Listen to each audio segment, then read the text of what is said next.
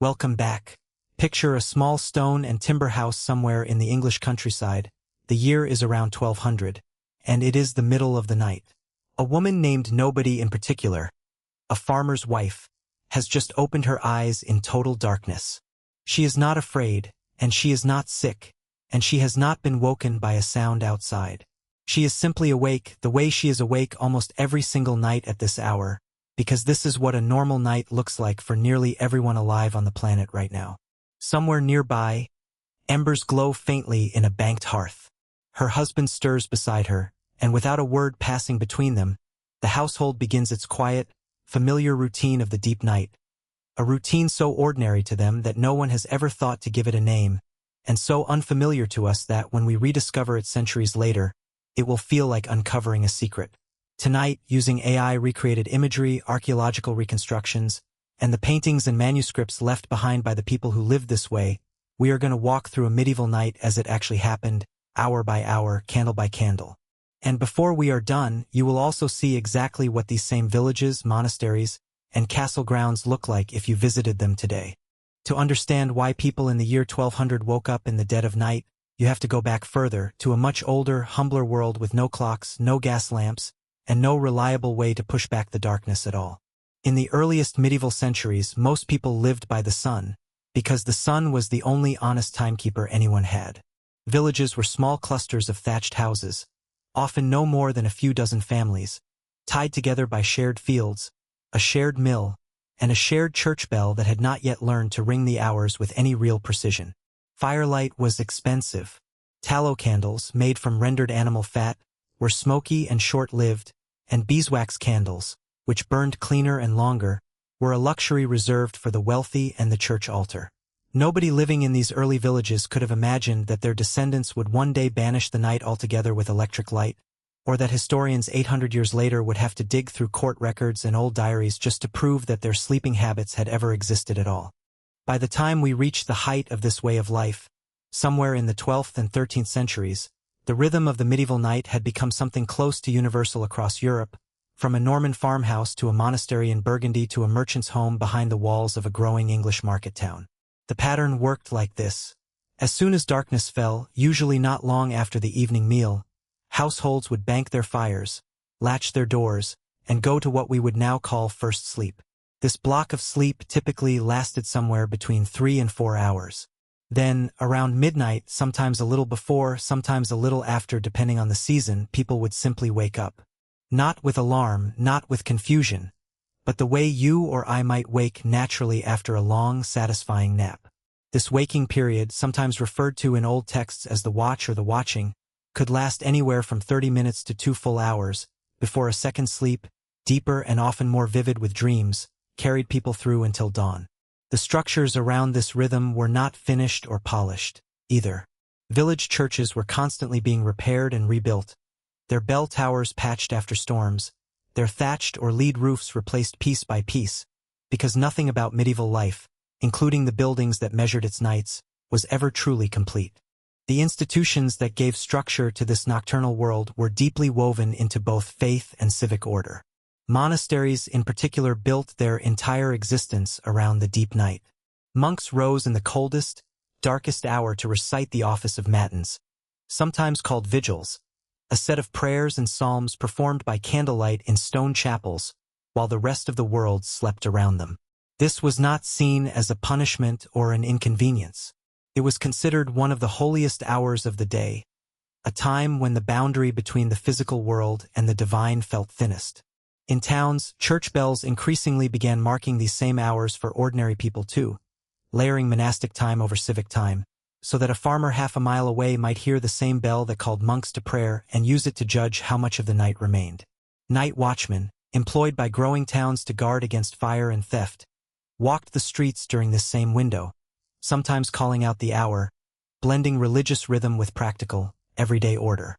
Down in the ordinary streets and cottages, this middle-of-the-night waking hour was, in many ways, the most human part of the entire day. Historical records, court testimonies, and physicians' notes from this era describe people using this time for almost everything that mattered to them personally. Some prayed, following the same rhythm as the monks, believing this quiet hour brought them closer to God. Some talked with a spouse about the day's small worries or plans, in the kind of unhurried conversation that daylight, full of chores and neighbors and noise, rarely allowed. Physicians of the period actually recommended this window for conceiving children, believing that people were calmer, less distracted, and more attentive to one another after a first sleep than they were at the end of an exhausting day. Others used the time to tend a sick child, mend a tool, check on livestock, or simply lie in the dark and let their minds wander through half-remembered dreams, which many believed carried real meaning or warning.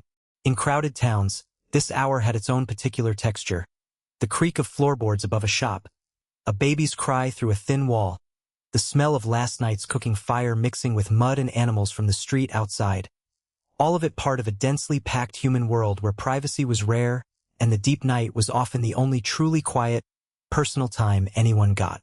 If you wanted to see this rhythm of waking and working and praying reflected in a single grand public space, you would go to the local marketplace at dawn. But for pure communal spectacle tied to the passage of night into day, nothing mattered more than the parish church itself. These buildings, often the largest structure for miles, doubled as gathering hall, courtroom, and social stage as much as house of worship. Villagers didn't just attend services there. They held disputes, celebrated feast days, and sometimes even slept there during pilgrimages or harsh winters when it was the only large, sturdy shelter available. The bell tower, rebuilt and repaired constantly, called people through every phase of the day and night, and a bell ringing at an unusual hour could send an entire village into the street within minutes, knowing instinctively that something, fire, flood, or attack, had disturbed the normal order of things. At the opposite end of the social scale stood the manor house, or, for the truly wealthy, the stone keep of a castle, and here the deep night looked strikingly similar in rhythm, if far richer in comfort. Nobles slept on raised beds with heavy curtains to block drafts, surrounded by tapestries meant to trap heat and display wealth through color and craftsmanship rather than mere decoration.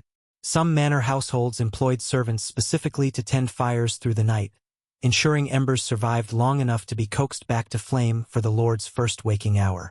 Wealthier households might use this middle-of-the-night window for quiet correspondence, private prayer in a household chapel, or hushed conversation about estate matters that daylight, full of servants and visitors, made difficult to discuss.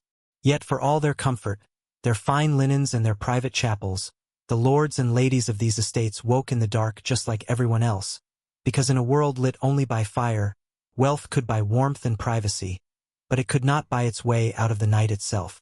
The turning point for this centuries-old rhythm did not arrive as a single dramatic event, but as a slow, steady erosion that took several hundred years to complete.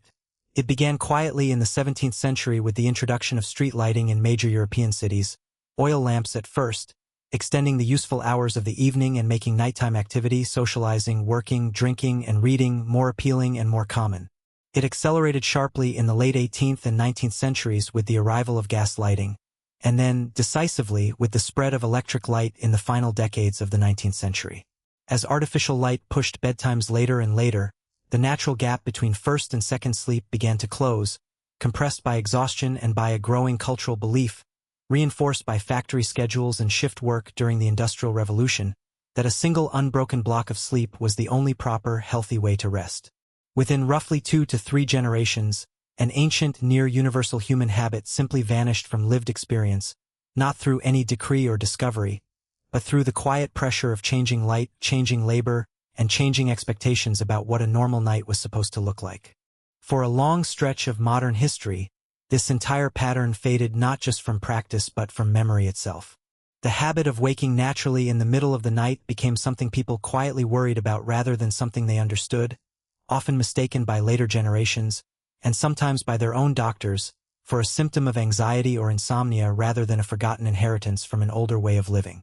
The old words for this middle hour, first sleep and second sleep, drifted out of common language almost entirely, surviving only in scattered court depositions, old medical texts, and the occasional line buried inside centuries-old literature, waiting quietly for someone to notice them again.